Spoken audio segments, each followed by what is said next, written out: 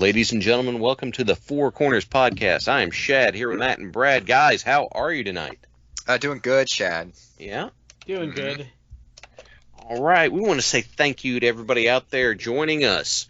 Thank you for being with us for this episode. We'll get our shout-outs taken care of. The first one is going to go to Collar and Elbow, the wrestling brand, collarandelbowbrand.com. Use the promo code 4Corners Podcast. That's the number 4, capital C and Corners, capital P in podcast. Save 10% off your order. And then our other shout-out goes over to Matt. Yeah, that'd be to Orlando Cologne. You know, I don't know if Orlando Cologne has a YouTube channel, but by God, we sure do. We have a YouTube channel now, guys. Yes. We do. So if you look it up on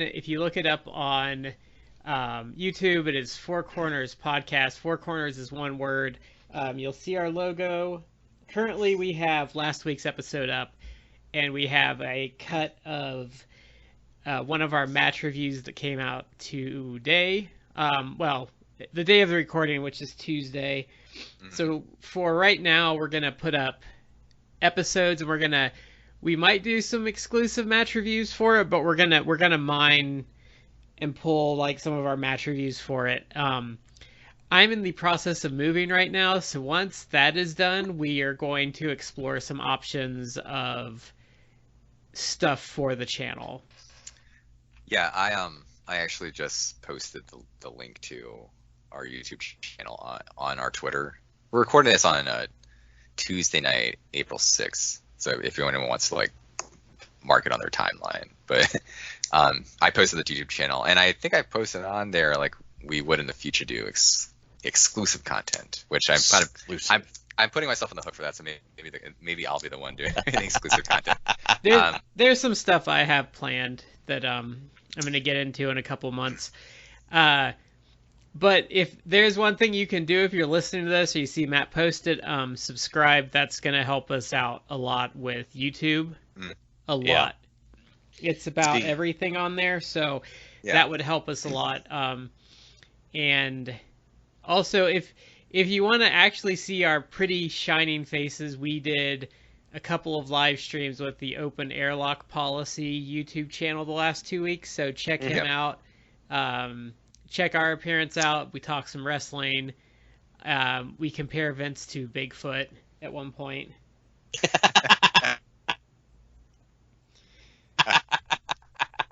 But we totally did. Check out our YouTube. We're discussing some things. I don't want to get into details and promise something we can't deliver. So we'll dig into that deeper as time goes on. But if you prefer that method, I think. Go ahead. Have at it. Is pretty much it. Yeah. One thing I think I guess it could be exclusive down the road, and this is like quite down the road, but like once the pandemic has died down more, and they actually start having shows that people are actually going to go to, and if I have the opportunity to go to a show, like I think I can. It would be nice if I could get video or audio from people, maybe just fan reactions or some of our buddies, like friend of the show, Christy Petrillo, or our friend Damien. Like it's just people. If I have a chance to go to the show with them, just to like get their thoughts on the show, something like that, we could throw that up on YouTube. Like there's a lot of possibilities. Sure. Yeah. And it's YouTube. It's not like a podcast feed. People aren't going to be mad at us for like inundating it with content. Yeah, I mean, it's just, to me, it's like, it's for fun. It's another way to kind of get our product out there. And again, if we do exclusive stuff for the YouTube, it's just like, just for fun, just talk about stuff, get people interested. Yeah, and another way of delivering content that might just kind of suit how you want to listen. It's another service or another method that we're offering, and we may goof around with some stuff here in the near future. But all right, tonight we're going to do something we haven't done in quite a while, I don't think. We used to call it the state of right now, but this is current events. What the heck is going on? And we've got a list to go down. So what's first on our list, Brad? This is sorry to interrupt you, Brad. This is like actually a good week to be going into this because it's WrestleMania week, but there's actually a lot going on. Yeah, Yeah. and none of it really has to do with WrestleMania. Very, very little. Like maybe I think one topic. I've Yeah. seen Oh, a I've couple seen maybe. almost no hype for WrestleMania at all. Yeah, I'm kind of the same way. I don't. Well, they moved it over, I guess, on Easter Friday. Not Easter Friday, on Easter Sunday. I think they moved everything over to the Peacock. It's not, well, not everything, because content hasn't been loaded up. But I think the WWE Network is officially no more, at least in the United States. Okay. I have not signed up for Peacock. I actually think the 2-night thing hurts the hype for it a lot. Yeah. That makes sense, because then if there's a particular match you're wanting to see, then you got to go digging and find out what night it's on and that sort of good stuff. And I think it hurt Wrestle Kingdom too, to be honest. I think it has. I think the first time was kind of like a novelty. And But the now second they've done time it- it was kind of like, come on, guys, like I really don't want to have to be here for 2 days to see this stuff. Yeah. But like, so this was, I think we're into a month since, well, no, about 3 weeks. So NWA Powerrr came back early in March, and we're about 3 weeks into the new TV for it. I have been watching it pretty religiously, actually. You can follow, it's not on YouTube for free anymore. You have to get on Fight, and it's a $5 subscription for the TV. Which I don't I don't know if I actually like that, because I feel like if you put it out there for free, you're going to get more people quarterly to pop for 15 or 20 bucks, which I think you're going to come out ahead on versus doing a monthly subscription, however small, for TV. Is it $5 per week, or is it $5 for like a month's worth of content? $5 for a month, and you get access to it all, I think. Is that, do you have to specifically subscribe to Powerrr, or is this just like you have some sort of sub with Fight TV? You subscribe to like Powerrr via Fight TV. Okay. Because like I've subscribed to Impact through Fight as well. Okay. Yeah, because I've bought shows individually on Fight TV, but I haven't really explored any sort of like subscription. Yeah, and it's so yeah, it's $5, which some people are gonna scoff at that, and to me it's like, it's $5. Like, I waste $5 on dumber crap than a month's worth of TV. I mean, if you get like a Starbucks coffee, that's the equivalent. Yeah, and that's not gonna. Well, I would Starbucks say you're coming out ahead getting a month of NWA Powerrr versus getting a cup of Starbucks. A cup of burnt to a crisp coffee. Yeah. Yeah. So it's digressing. The only thing good about Starbucks is their specialty flavored coffees, but that's basically like if you want to have your breakfast and lunch in one drink. The problem Those are I have with basically milk. Starbucks is they charge you a metric fuckload for their drinks, and even if you like something there, they will not prepare it well 3 out of 5 times. And if you go to a really good Starbucks, they'll get it right 4 out of 5 times, but there's still that one time, and then it's like every time it's bad, you're like, why did I spend $5 on this? Like, you should be allowed to throw it in the employee's face if it's bad, because it's so expensive. Like, it's just not, because there's like a tea I like that's got like a minty flavor, and I go to multiple Starbucks and it's maybe good 2 out of 10 times, so I just stopped getting it. Yeah, my wife and I, like the Starbucks they have at like inside of a Target. Yeah. It used to be, that's really like the only time we ever get like a Starbucks more. But my wife and I it would get to the point where we would find the Targets that had like the employees would actually competently make like one specific drink. Like, oh, okay, this place does like a good pumpkin spice latte. So just order that from that one location. Because otherwise, it's like it's going to be crap. Like Brad said, like most other places they do it. If you order the same drink, they're not going to do it right. You have to find the one diamond in the rough. And the other thing that drives me nuts is like you can go to McDonald's and pay a fraction of the cost, and it's at least consistently okay. It might not blow your mind, When but it comes it'll at to least fast food coffee, say what?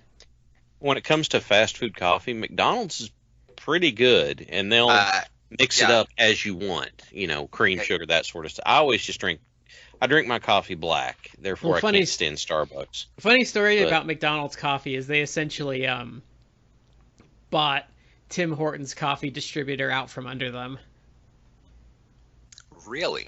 Yeah, they have Tim Hortons Because Tim coffee now. Hortons lowballed their old distributor, didn't they? Yeah, like Tim that Hortons kinda wasn't blows my paying. mind. McDonald's was like, okay, well, we've got a big boy offer, so now Tim Hortons has like crap coffee, and McDonald's has their coffee. That kind of blows my mind. I'm gonna have to talk to our friend Justin up in Canada about that. Oh yeah. My wife and I actually like Starbucks coffee. McDonald's coffee. It's actually, to me, I think it's just about as good as you can get for fast food coffee. Mhm. I might like Dunkin' a little more, but I don't feel like Dunkin's like amazing. When I can get a large coffee from McDonald's for $1, you're gonna have to go a long way towards climbing that hill to beat that price point. My wife and I usually like to treat ourselves to McDonald's coffee on Fridays. Yeah. And I kind of have like the system now. You basically have to know like the lingo. So like when I order it, I'm like, yeah, I want two medium coffees, 5 and 5, and they give you 5 shots of sugar, 5 shots of cream. That's Wow. interesting. But it's so funny because I will say that to them, and they're like, okay, thanks. Next window. They know immediately what I'm talking about. They appreciate someone who knows what's up. Yeah. It's like, oh, we don't have to try and sit here and puzzle this one out. The guy knows what he wants. That's good. But that said, to kind of bring it back, I actually think $5 a month for Powerrr is worth it. Yeah, I think I don't know how good of a choice it is for them though, because it's gonna hurt their visibility. Yeah. And I think they could make more probably on pay-per-views with a free show than a paid show. But I guess I'm not looking at the finances. But so they've done a pay-per-view and 3 TV shows. Quite a few new faces, obviously, because so many people left. But so the new faces I made note of: Chris Adonis, aka Chris Masters, is there. Fred Rosser, who is Darren Young. Slice Boogie, who is a indie guy from the West Coast, I think. Then there's like Mike Perro, who's an indie guy from Florida. And then I think who is a terrible signing on their part is Tyrus, who is aka Brodus Clay, aka no one ever has anything nice to say about him. Oh, terrible. Isn't he also like 45 years old or something? Oh, he looks old as fuck. And he's getting managed by like Austin Idol, and it's just like, man, I really appreciate you dug up Austin Idol, and he's been really fun, but why are you wasting him on this guy? And then Jack Stain and Crimson are there, also. Mm. And Is Zicky Dice still there? I've not seen him yet, but they've only done 3 episodes of TV, so it feels like they're kind of feeling out there. Because right now you might have be taking it slow for. Yeah, right now you have Nick Aldis as the world champion. Chris Adonis just beat Trevor Murdoch last week in an angle-driven match for the national title. Aaron Stevens and some guy named Kratos are the tag champs, and then the Pope, who is Elijah Burke, is the TV champion. Mm-hmm. You got to feel for Aaron Stevens. He was doing this fun gimmick with question mark, and then with everything that happened, he's trying to pick up and keep going. Yeah, they kind of serioused him up for what they're doing now. So we'll see how it goes with him. I haven't enjoyed it as much as the initial run, but it feels like they're still trying to get their feet under them. Mm-hmm. And COVID makes it worse because they have like piped in crowd noise, which I really hate. They've kind of teased that they're going to do Tim Storm and Nick Aldis again, But I think where it's really kind of lacking right now is they don't have the top level talent like they did before. And I feel like Nick Aldis is getting a little long in the tooth as their champion. Like I enjoy him, but I'm also kind of getting to this like, I really need an end game, or I need like that beacon of hope of a face that's gonna beat him. Yeah. And they really I think Trevor Murdoch's gonna be the next challenger for that, but I don't know if I see them necessarily taking their shot with him as their champion long term, other than maybe like a transitional thing. But like it's a worthy hour of your time. I think it goes by quick. I enjoy it, but they've got to work on some things, in my opinion, from what I've seen. Unfortunately they were going really good, and then COVID kind of just really shut a lot of things down, and they lost like a lot of their most important talent. And I think Dave Lagana really had things tied together well. Yeah. And had some plans, and I think the problem too is Corrigan's comfortable with Nick Aldis as his champion. And I think that's actually damaging the product to a degree, because like he's really needed to. And this is nothing against Aldis. I think Aldis is entertaining, but they've essentially had him as their champion for like, other than Cody's like brief little run with it, like I think he's been the champion for almost like 4 years. And he's had a long time. I buy him as the champion. I like him. I think I personally can buy him as like a main event guy, a major star. But the problem is that they don't. I think you're right. Like they don't have challengers for him, and if he's kind of just doing like an homage to like a Ric Flair or a Nick Bockwinkel type. Yeah, where he's like he's supposed to be like the heel champion who frequently wins, thinks he's better than everyone else, can hold the belt for long stretches of time. But to make that work, you need like a constant challengers. And really, like the thing that actually worked best with Bockwinkel and with Flair is that you would build up a guy, a major face, an up-and-coming guy, and you'd have them lose. You'd have the heel champion lose to that guy, and they would get it back again when you want to freshen things up. And they were so good, like you could still get money out of them, and they would get money just in having the new face like chase the title. But and I think you got to have them lose. I even think like in the original run of Powerrr, that you had like Eli Drake, you had Tim Storm was out of the equation, but he was always lurking around. You had Ricky Stark, who could have climbed that ladder at some point. You had James Storm, you had Colt Cabana, like you had guys with pedigree that felt like they could win. But now you have Trevor Murdoch, who doesn't feel like someone that you would put your belt on long term. You have Tim Storm doing announcing. You have the Pope as like your TV guy, and Aaron Stevens, who I don't think I would personally ever see as a world champion. So it's like it really hampers them, because you're like, well, who do you have that makes a viable world champion that doesn't feel like you just took a huge downgrade, talent and name wise?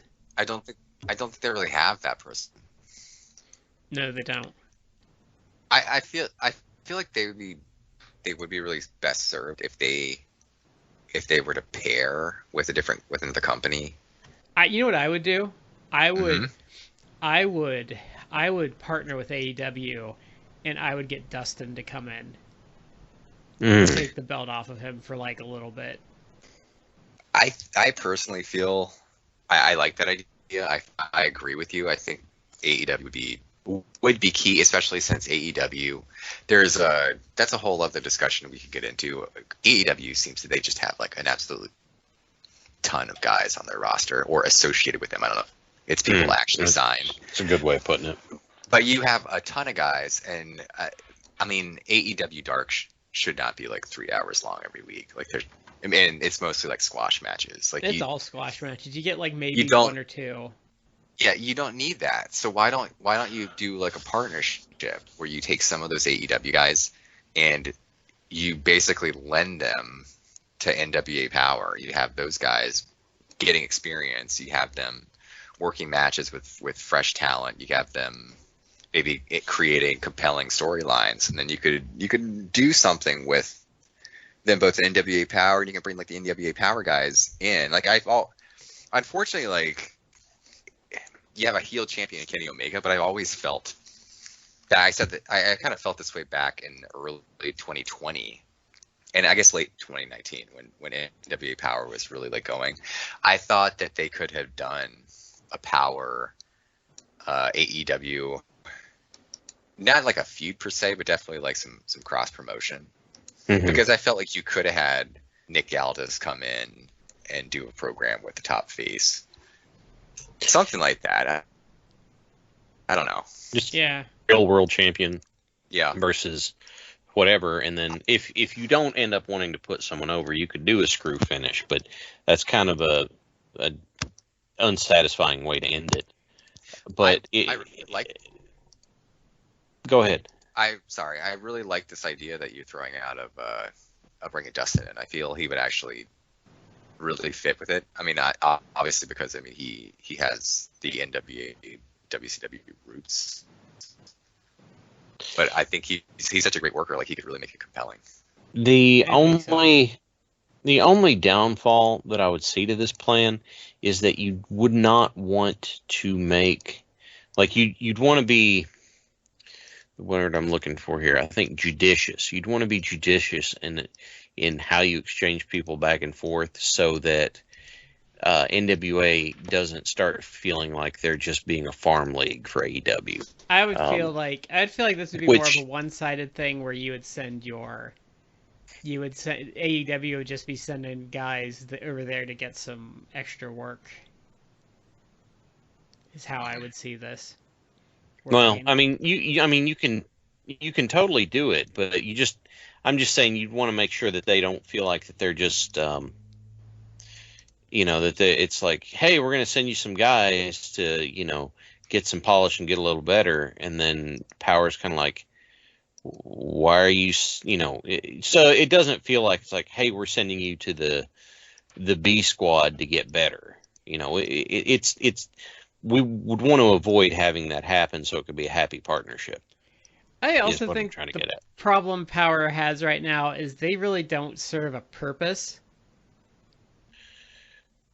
Could you expand on that, please? Well, like the landscape's really changed. Like they had their core group of guys before, but like they don't have a niche. Okay. Like Impact has their niche, Ring of Honor has their niche, AEW and WWE have their niches, but like, and the NWA is just kind of out there in the middle, and they don't like. Who do they cater to that no one else caters to? Like that's kind of their problem, because I feel like they had a nice little thing carved out at first. Like they were appealing to like an old school fan, but like the storytelling was good and it was like bright and shiny, so you could bring in some younger fans like with their with the older fans. Like it did have like a niche, but it's kind of with the talent they've lost and stuff, they really just feel like kind of an indie with shiny production right now, whereas before they did not.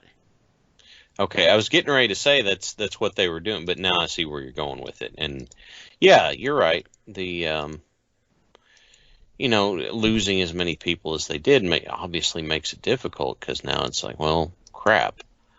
What do we do? We try and pick up and continue on as best we can, but that's frustrating to wait on. It's like, okay, when are you guys getting back to how you were? That stuff I really enjoyed. It's like, well, we're working on it.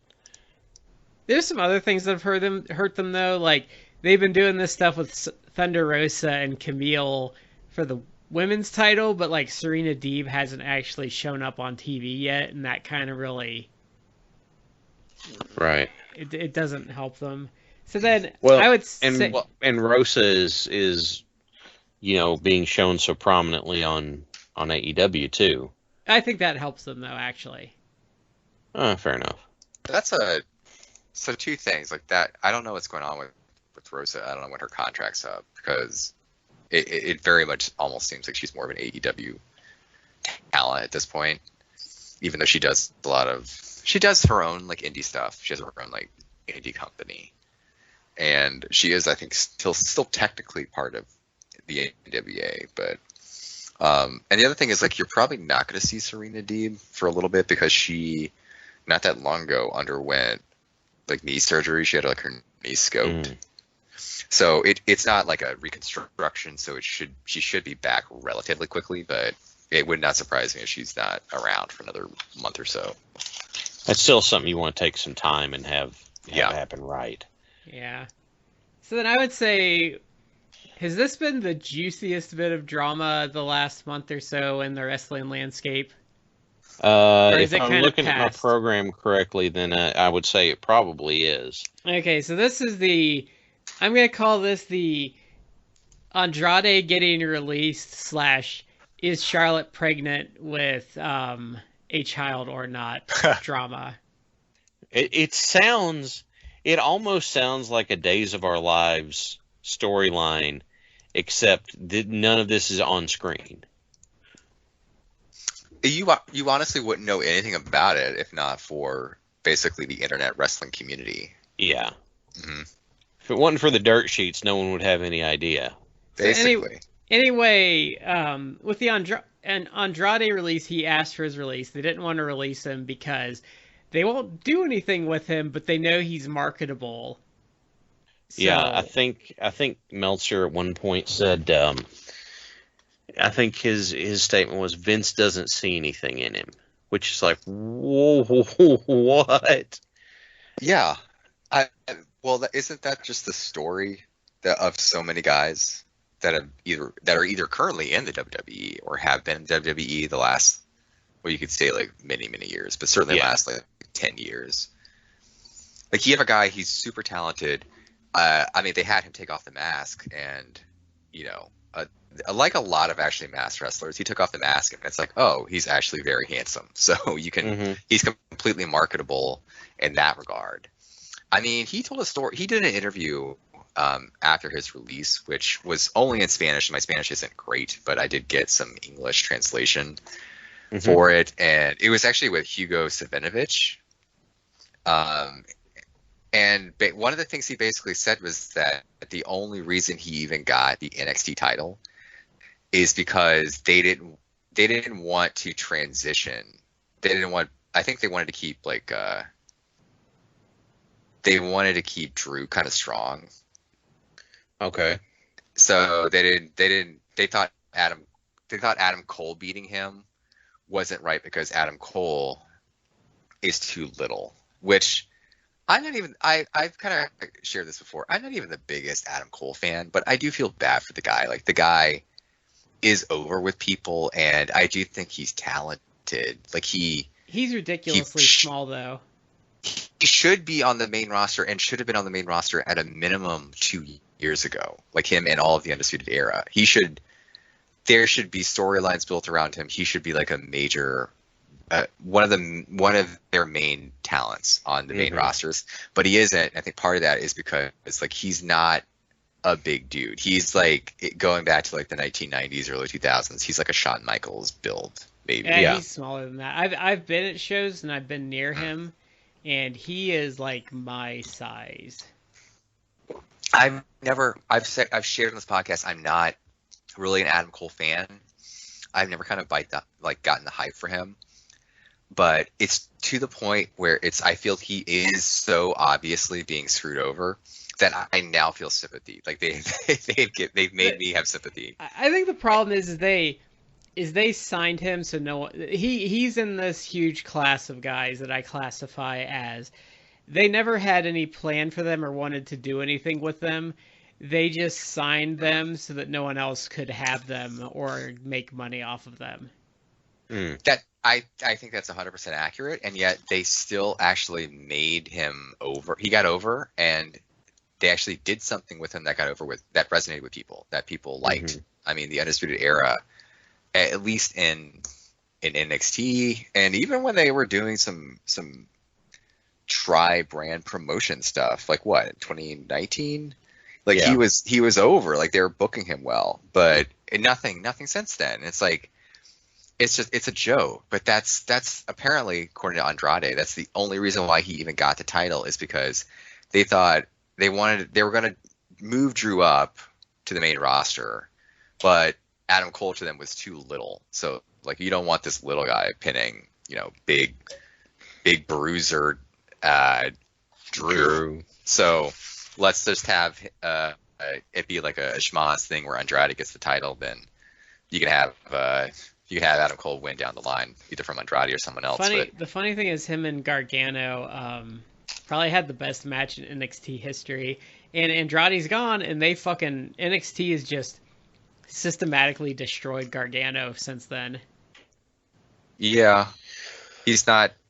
Yeah, he's not over anymore. Like, he was their best baby face, and they ruined him with that Ciampa series. And then they were like, well, he's not over anymore because we fucking botched that whole feud. And shocker, when you make your face look like a putz, he's not over anymore. So I guess we'll turn him heel, and then he sucks as a heel. But then, we have to do all this other dumb crap, like, let's have him feud endlessly with Leon Ruff, because that's what people want to see. Yeah, that's going to do absolutely nothing for anyone. Not even Leon Ruff. Yeah, and now Johnny Gargano is not over anymore, and no one likes him because he's annoying and he's not a good heel. And they didn't even have him on the main roster to do that. NXT did that all on their own. Yeah. The damnable thing that happened is, like you said, Andrade had one of their best matches, just sheer in-ring talent. And managing him, like, the whole thing really, was really working, and he's really killing it, and they bring him up, and Heyman's doing stuff with him, and that's going well, and they're like, all right, this is really working, and it's like, no, I don't see anything with him. And I think, what happened there, Matt, is they got rid of Heyman, and then Bruce Pritchard was like, well, like, he didn't wrestle he wasn't here a decade ago when I remember wrestling, so I'm just going to shuffle him off to the side. But what I was also going to say, though, is they had something I thought pretty special with him and Zelina Vega as a duo. Oh, yeah. The just to play devil's advocate for just a second on Pritchard's behalf, is there have been some interviews, and I wish I would have saved them, that their statement is, Pritchard's doing that because he's trying to keep Vince happy. The problem there is there are numerous writers and bookers that have done things to keep Vince happy, that have done an infinitely better job and had infinitely better TV than Bruce Pritchard has.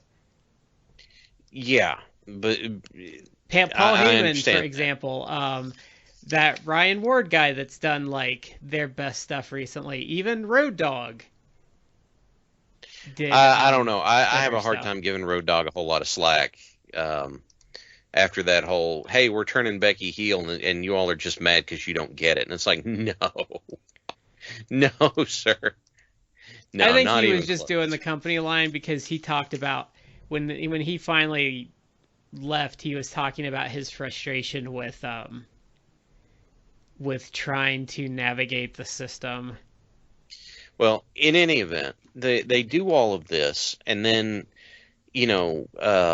Heyman proves that you can do good stuff with Andrade and get things over. And then Heyman's gone, so now Vince is like, I don't see anything, and we're not going to. And Matt, the interview you referenced, I saw some, what's the best way to put it? Some translated excerpts. Okay.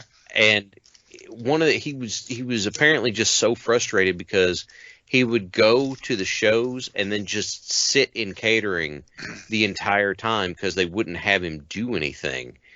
And he was just like, I'm I'm in like my prime. I don't want to be doing this.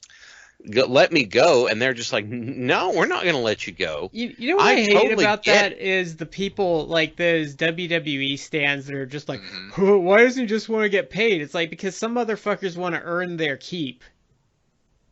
If the dude is as good as he has shown himself to be, he's wanting to make a mark. He's not just wanting to collect a paycheck. He's wanting to get out there and make a mark on the business. Well, he wants to do his profession too. Like he wants Yeah. to actually, wrestle. I've gone back and forth with people on this because there are people who are either they're just WWE stands kind of where it's like, you know what, why would he, it's like this is the same reason why like Moxley left. Now Moxley and even Andrade to a lesser extent, but like they're really talented, they have names, they can leave because they have the opportunity to go elsewhere, improve themselves, make good money, etc. If well, look, here's an example. If Leo Rush is like, I want to leave, like he can go do other stuff, and he is doing stuff like on the indies, like with MLW. I think he's even popped up on like the New Japan United States. But it's like Leon Ruff is kind of limited. He's a small guy. He's very talented. He can do a lot, but you're not going to probably see. You're never going to see him in New Japan. Yeah, you're not going to see like IWGP champion Leo Rush. Like that's just reality. Maybe like. You mean Leon Ruff? Oh no, I'm Leo Rush. I'm Leo Rush. Yeah, he was in the WWE at one point. It's a different story. Like Moxley can leave because he knows his worth. Like he knows that if he leaves, he can be a major talent, and he's been a major talent both in New Japan and in AEW. But regardless, it's like it's not just Moxley and again Andrade. Like they're not just leaving. They didn't just leave because of the money. Like I'm sure like Moxley is making good money. Like I'm sure his contract with AEW is probably fairly comparable to what he was making in WWE. And he doesn't hardly spend money on anything apparently. But what if it wasn't? Like what if he's not? Because I mean he obviously he knew his worth. He knew he could get good money. Mm-hmm. But if you listen to him do interviews, like he did, we talked about it. We did a whole show about his interview that he did with Jericho. It's because this guy, this is not it's not just like I'm punching a clock 9 to 5. This is an art form. Mm-hmm. That's really what actually pro wrestling is. I mean, I know we kind of gloss over it because it's a weird combination of. I mean, calling it sports entertainment, you kind of like scoff at that, but that's kind of actually what it is. It's a weird form of theater, of athletic competition. It's stunt work. It's like it's many different things, right?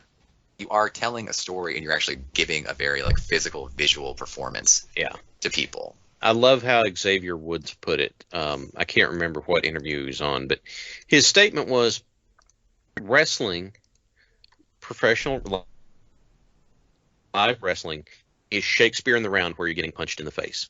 I mean, basically. Yeah, and think about some of the best stuff we've seen. Look at like Warrior Savage from Wrestling 7. That's so goddamn good. It's like, yeah, the match is good. You've probably seen much better matches in your lifetime. You could probably think of like 100 different matches that technically were much better. But why is that match like one of the best matches of all time? Because like the story it told, like you actually you're out there telling a story, and it's a story that resonates because at the end of the day, it's the most basic story as possible. But it's true. It's like good versus evil, or it's brother versus brother. It's two people having a heated feud for some reason. And if you're a dude who like that's what you want to do, like you love it, you want to tell stories. Like why would you want to basically show up for Raw and do your fucking 3-minute match? Or you go out there and you want to talk about being like a dog catcher or whatever stupid thing that it was that Moxley had to be doing in his promos because Vince thought that's when he was doing the Bane thing, remember? Yeah, with the gas mask and all that. It's it points out something like I used to be a work rate mark. Like I'll just admit it, that I used to be like that. And I realized that in being that way, sure, I'm seeing like this cool exchange, but in doing that, I'm turning my nose up at some stuff that is just viscerally engaging, like just through the screen and grabs you and makes you pay attention. And so, my perspective on that changed. And this will come back up later in the show. How am I going to compelling? How am I going to do something compelling? How am I going to do something interesting if all I get once a week is 5 minutes? Mm-hmm. How am I going to do something that is interesting, gets people to want to see more of me, if I only get 5 minutes to go out there, do my signature spots, and then whoever takes the pin, and that's it? It's like it's filler, and whenever you have filler like that, to put it bluntly, nobody gives a shit. That's, if it's like, here he comes, he's gonna do his match, I'm gonna go to the bathroom, or I'm gonna get a snack, or I'm gonna get another drink, I don't know.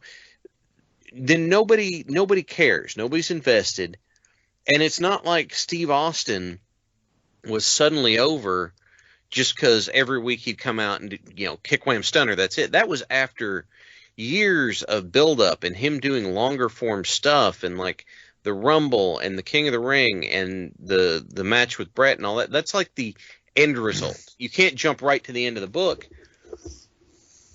but you don't get that when it's just like, hey, you guys got 5 minutes, go have your match.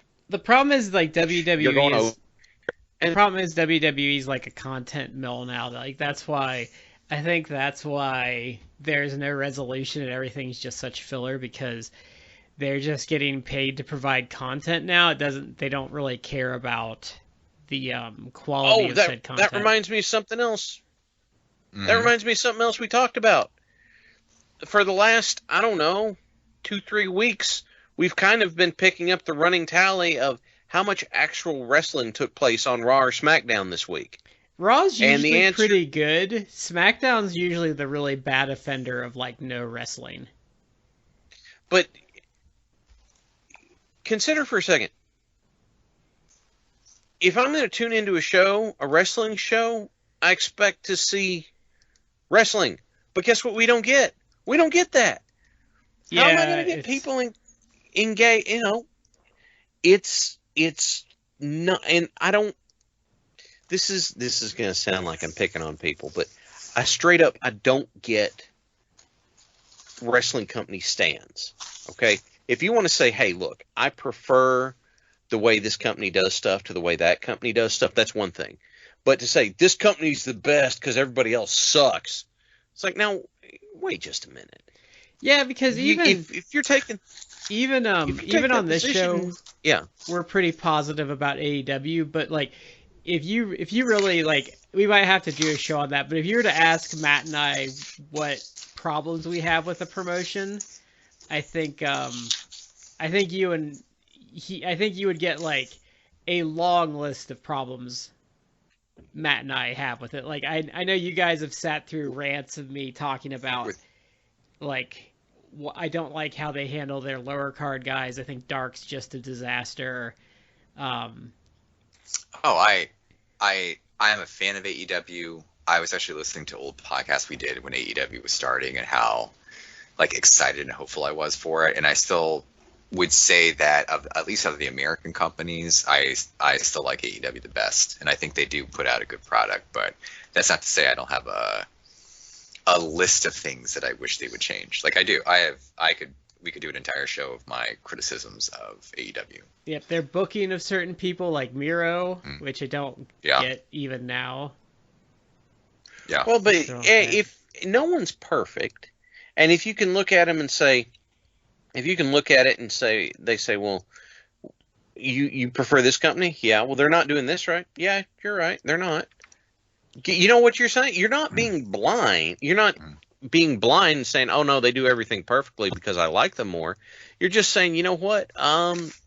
They do a lot of stuff they do a style that I prefer more. And yeah, sure, nobody gets everything perfect. And you know what? All right. That just happens. No big deal. And there's nothing wrong with that. I think when we get to our final topic of the night, Matt and I are going to go off script of how this podcast has been about a certain wrestling promotion for the entirety of its existence too. So, I'm kind of waiting on it. Yeah, you're about to hear disappointment with the direction a certain company's taken. So the other weird side effect to this, so they didn't want to release him because we said they don't want to do anything with him, but they, God forbid, someone else use him and make money. But then Charlotte really did right and put, like, just pretty much said, like, if you don't release him, I quit. And she threatened to refuse to work WrestleMania. Yeah, and has that been verified? Because I believe it. I believe it. It sounds like something possible, and I don't see where they would otherwise have released him unless there was some sort of influence like that. It's just that I've heard so many things about this. I think I heard it in a clip from, it was either Brian and Vinny or Dave and Alvarez talking on one of the clips from their YouTube clips. Okay. I think that's where it's from. Now, if I'm wrong, please don't pillory me, but I've been hit in the head a few times, but that's where my memory serves on it. Which is interesting because, like, this is here nor there, and I don't want to drag her anymore, and I have to, but I find it interesting that they're convinced, like, she's a star, but I don't think she is. But then their kind of delusion gave her leverage to get Andrade what he really wanted, which I find kind of hilarious. But good on her for realizing when she has leverage and using it. But then there's this weird side story that I don't know if it's related. Everyone's going to have their take on it, but so there's been this, like, weird kerfluffle where a WWE related doctor says she has elevated hormones, which means she's pregnant. She's saying she's not pregnant and she's off Mania. Now I don't know what to take of this because I know a lot of people are going to go right for the tinfoil hat. I don't know how accurate that is because, like, if it's anything like a professional sport league and how they test, they probably couldn't fudge that. And she's saying, well, my doctor says I'm not pregnant, but if this was like a real sports league, they would not accept that for, like, a failed drug test or, like, some weird thing that they, like, medically suspended someone for. So I don't know what to make of that one or how big, like, a deal that is. They're having a bit of a spat about it, but I don't know. I could see this being, like, a legitimate thing, and there's just red tape. I really want to know what. I mean, this is kind of edging into, like, HIPAA things. So it's like when I say I want to know, it's like I don't really need to know. It's not my business. But I'm just curious to know what sort of fucking testing they were doing because. Like, full disclosure, like, my wife is pregnant right now with our second kid, and yes, congratulations, by the way. You have elevated hormone levels, but I'm pretty sure it's very specific hormones. Mm-hmm. So I don't know that it's like, well, we need to test you to make sure you're not, abusing steroids, and it's like, that sort of blood work is showing up these elevated, these very specific hormone levels. It's like my wife has to do blood work, but it's like they're looking for very specific things. Mm-hmm. It's like I don't know that an ordinary blood test, it would be like, oh my God, you have these pregnancy hormones. Like, I don't know that that's something they would even be looking for, and two, like, would be popping in the type of blood testing they're doing. I would think with such a physical job and having female athletes that I'm guessing you would just check because you wouldn't want someone working under your watch pregnant before they actually know themselves, because there's always that weird, like, I don't know, couple weeks part where you don't know for sure, so maybe they just check as a courtesy. But I think that Becky finished out Mania in that stage. Someone would need to check me on that time frame, and I might just straight up be wrong. but I think Becky Lynch like finished her stuff out and then dropped the title like in that kind of stage. I think she might not have known for Mania, though. I'd have to go back. That timeline's really convoluted to me, and it's been a bit. Yeah, it's been a minute. Yeah. I'm kind of okay. So I'm kind of in Matt's corner on this one in that I'm like, okay, why would you be checking on that? And then it seems like Charlotte threatens to walk on Mania if they don't give Andrade his release. Like that's some serious ride or die commitment with your partner, and she's got this kind of leverage. But then, like the biggest, I guess I'm going to get conspiracy theory here, but to me the timing kind of doesn't pass the smell test. It's like, gee, this is some. Also, we're getting the information we're getting on this is coming out of Charlotte's side. Like she's the one that's released this information that said they said they did blood work and they said these hormones were elevated, so I was pregnant. I went home, did a bunch of pregnancy tests, nothing came up. I went to my doctor, had an ultrasound and a blood test. They all came up negative, but they're telling me no, you're pregnant, you have to stay home. And she's like, but I'm very much not. I have all the test results for it. Combine but if what this just happened with Andrade with when this came out. If this was the NFL, though, and you went and did that, and you're like, well, my doctor says I'm fine, the NFL is going to laugh at you and be like, haha, no, like, you need to go get cleared by official doctors because that's a liability thing. So now, if we want to be conspiratorial, if they wanted to pop her falsely and then rescind it because they know the red tape would keep her off of Mania, that could be something that's potential. But I don't see any misbehavior in not accepting what a non-affiliated doctor was saying. Because let's be honest here, like, there are a lot of less than scrupulous doctors that you can pay a certain amount of money that'll say whatever the fuck you want them to say. Yeah, their doctors have a history with like their old concussion protocols and stuff. And so I guess I'm going to be the conspiratorial one. As carny as Vince has been known to be in the past, the timing on this is super suspicious to me. Like I'm not going to come right out and say, plant my flag and say this is what it is, but the circumstances seem real suspicious. And, Charlotte, who has all of this leverage, threatens to walk on Mania, and then they're just like, oh, okay, we gave you what you want. By the way, you're not going to be on Mania. Or Vince is like, she doesn't want to be on Mania, we'll make that happen. Something like that. Like the timing on this just is so suspicious. And like we said, Vince has a history of having doctors. Well, hell, wrestling business has a history of having doctors who will toe the company line instead of like looking at their patients and being like, yeah, you're good, or no, I've been directed to not have you be cleared. I think none of that's out of the realm of possibility. I think with the testing like this, though, is pretty independent of the company. So it could also be that they would have no control over what this doctor did. But if the gold standard, and this is what I remember from when my wife was pregnant with our kids, the gold standard of are you pregnant or not is the blood test. Like you go, and now we've got competing blood tests.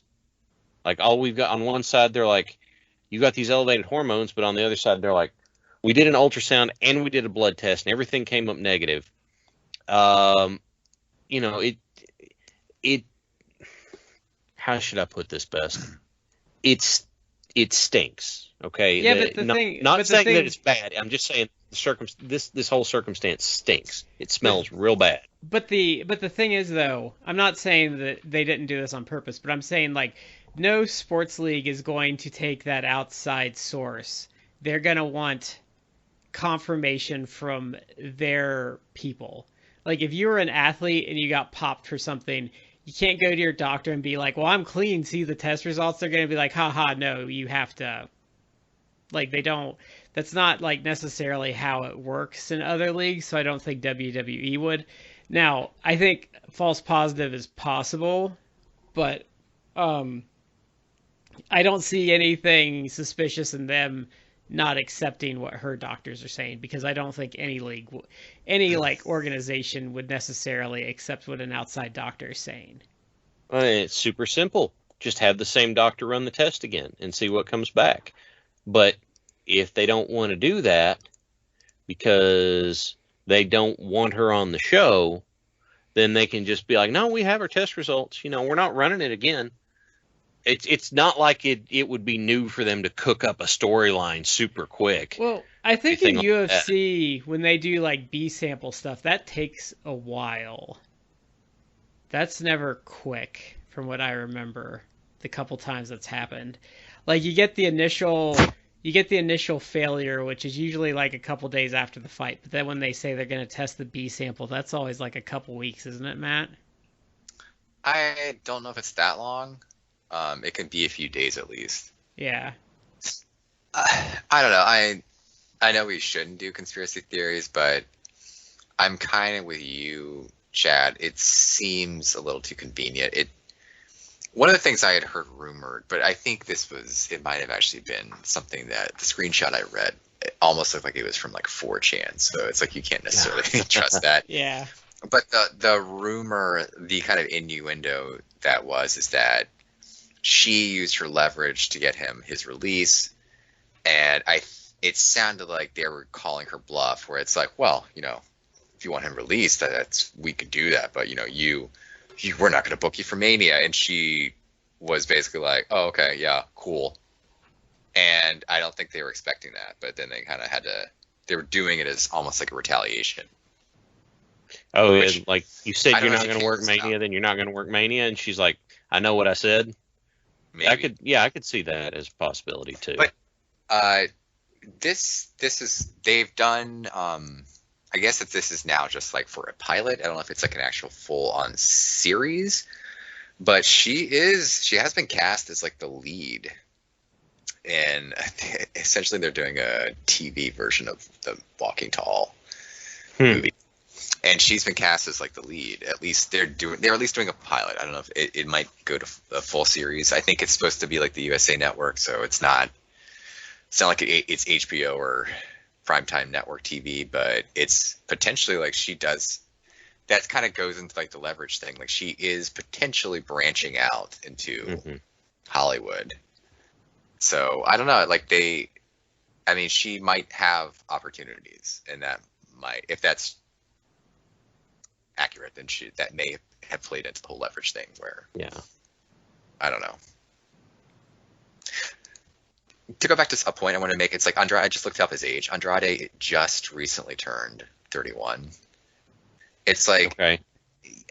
If you're a guy like young for their roster, no wonder they weren't using him. Maybe he needs 10 more years of seasoning. If you're a young guy like that, it's not even just like you want to do stuff, which you do, but it's also like what do you want to do? You want to languish in catering for like 3 years, the contract's up? Like some of the prime years of your life that you're actually able to physically go at a high level, like, or potentially going to be wasted. I mean, let me actually look him up, because I think Ricochet is the same age or older, and it's like, what are you doing, dude? You're just... I think he's just buying time till his contract runs out now. He's basically, if not, he's not in catering. He's just... I think he's screwed though, because he has no leverage, and they know he's not going to get released, because they know he's going to be in like New Japan and AEW like instantaneously. He's 32. So I think I suspect Ricochet's running out the clock too. Oh, there's a lot of people I think that are running out the clock. Well, but then there's the whole other argument. It's like, well, where are you going to go? Because you can go to AEW, but AEW is absolutely loaded with guys. I mean, I would love to see Andrade and Zelina in AEW like tomorrow. But you're running into that's a whole other discussion, but you're running into problems there. I mean, we mentioned him a minute ago, but like look at Miro. Like Miro's a guy that I think they absolutely can do a lot with, but they ain't doing it with him yet. Yeah. Well, it's I don't know. I don't know what I don't know how that's going to play out. Maybe we'll get there and Miro's going to go to the top of the card, and it was just like, we had to fill some time until we were ready to push in there. I don't know. I have no idea. That Kip stuff though, I think is really hurting him. But to be honest, it might just be, the old the saying that floats around that people don't quit bad jobs, they quit bad bosses. It might just be that Ricochet just wants the hell out, and he doesn't want to be there anymore. Which would make sense to me, I don't want to stay somewhere where they. There was another one. Heyman was pushing him, and he was getting over, and then Heyman's not in charge of Raw anymore, and they kill his momentum dead. I could see him just being like, "No, he was dead before Heyman left. He was dead as soon as they had him wrestling like Cesaro every week for months. He was dead." But speaking of massive WWE screw ups, was it 2 weeks ago they broke up the Hurt Business? I think it was 2 weeks ago. I think this week was the fallout from the breakup. But this one really baffles me because I feel like they kind of like backed into this getting really over, like more over than anything they've done in a while, and it feels like they've just been dying to break them up since like December, since like they first started getting over. Hey, let's take this thing that's getting over and making us money and kill it. Why? Well, it wasn't my idea, therefore it can't actually be good, can it? Why would you break them up before Lashley has like his Mania match as like the champion? Why wouldn't you break them up after he loses like the title? Yeah, why not? If you're gonna break them up, wait for Mania. Do it then. And then once you have that, you can just be like, okay, we've hit Mania. The heel faction is going to break up now. And, you guys, you've ran your course. You had a good run. We're going to break it up now because after Manias, we're starting up new stuff. I also think that with stables, when they break up, you need to think about, well, what are a lot of these guys going to do? And it's just like, well, Shelton Benjamin and Cedric Alexander, like, they really don't have. I mean, Cedric Alexander especially, I feel really lacks something compelling to survive on his own, which I think we've seen play out over his WWE career. So, like, what are you gonna do with that guy? Like, why break it up if like a lot of the guys are gonna be lost again? Like they got over, they had a purpose. You didn't really like focus the shows on them. They won. It just feels like it's another case where they don't actually care. They just put someone together to break them up, and that's the purpose all along. And then they don't care when it gets over along the way. They just do it anyway, and then they wonder why no one watches their show. Yeah, well, I think it was MVP's idea, and then to put this crew together, he's like, no, we can do something with this, and they put the crew together, and it worked. But then I'm suspicious because it's like with what happened in the invasion, for God's sake, that left such a bad taste in my mouth. I'm still not over it.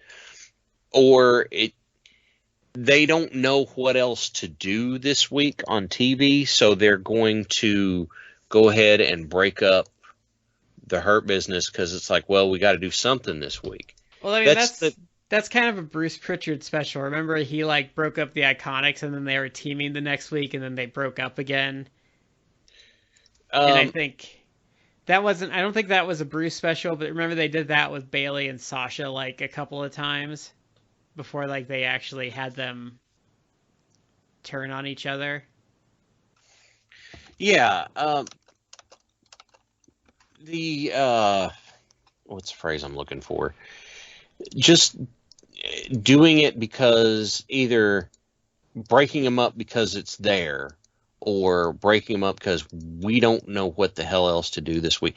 That's why Austin walked out, is because they were like, well, on Raw this week, Steve, you're going to job to Brock. And Steve's like, let's do that on pay-per-view. And they're like, nope, you're going to do it on Raw this week. And that's why he walked.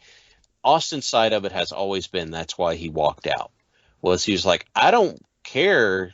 I don't mind to do the job to Brock, but why are we throwing this away on free TV? Why don't we build to it? And it's like, well, Brock's beating everybody. We gotta do something for this week. And it's like, are you kidding me? That's what you came up with, is we don't know what we're doing this week, so we're going to throw away a huge marquee match for free on TV? And then it's the same thing. It's like, well, we don't know what to do, so they look around and they go, guess we're going to break up the Hurt Business this week. And they look at each other and they go, I'm sorry, what? I just It's don't get the lazy timing. as hell. Like, why when you're going into, like, your Mania main event, you don't want your heel stable, even though they get cheered? Like, I don't know why you want them to have discord when their main guy is defending the title against your face challenger. That really doesn't make it compelling. I think it's arguable that they're heels. Like, they're probably tweeners at best. They're in storyline, they're heel, I would say. Yeah, I guess. I do get that in storyline they're heel, but they're the fans at least don't kind of treat them as heels. And I mean, what a surprise! Like, how did these guys even get over in the first place? Well, you just book them confidently. They won. Yeah. Like, oh my God, how hard wow.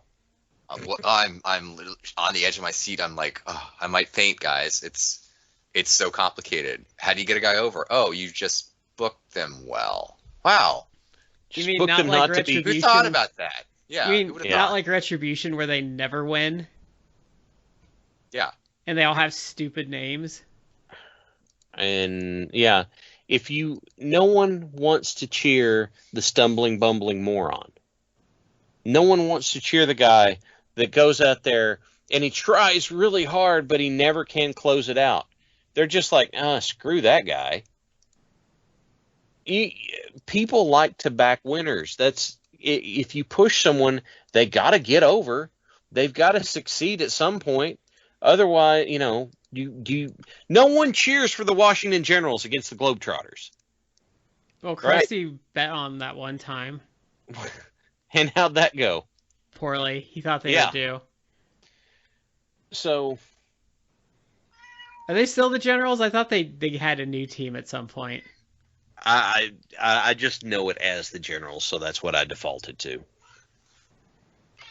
So, on our last WWE note, this Peacock thing's been a real kind of mess, hasn't it?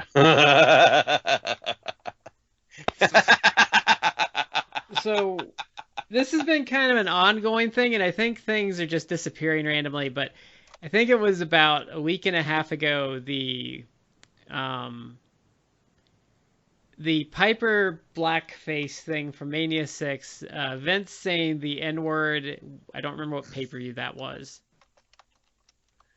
I know what you're talking about, but I don't know when it was. And then they came around last week and they knocked off the Degeneration X Nation of Domination skit for the same thing. So they've been editing, I guess, what you would call racially insensitive content, which is probably easy right now because, nothing real, they didn't really bring very much of the content over. But so just interesting. Like, I don't know. There's been a lot of talk about it online. I kind of am of the opinion that just leave it be and throw a disclaimer on it, because I mean, who's gonna watch Mania 6 and not know what they're getting into with that? I don't know how you buy up the WWE catalog and not have an idea of what you're getting into. Yeah, that was kind of my thing. Like, you know what you're getting into, but like, also, aren't you kind of like letting them off the hook for that stuff by hiding it? Yeah, that's. We have two things going. Number one, I'm still not exactly sure what the purpose on the whole Piper thing was, but the Nation skit, if they had not been, we'll call it what it is, in blackface, I don't think it would have been cut. I mean, it's just it's a group of guys dressed as their opponents and then making fun of them. But being in blackface, that was at least iffy even at that point in history. I mean, our good friend douchebag Jimmy Kimmel was in blackface as late as like the early 2000s, wasn't he? Oh, the Karl Malone skit. Yeah, is he still pretending like he didn't do that, or Sorry, I don't like know. Jimmy Kimmel. I just think he's a little bitch and that he's not funny and that his sense of humor had a name and it was Adam Carolla for most of his career.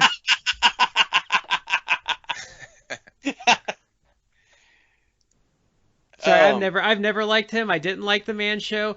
Anything I've ever seen him in that was remotely funny wasn't because of him. It was because Adam Carolla is actually humorous. So that's just my opinion of him. I don't like him. And his late night show has always sucked, and I can't believe he's still on the air.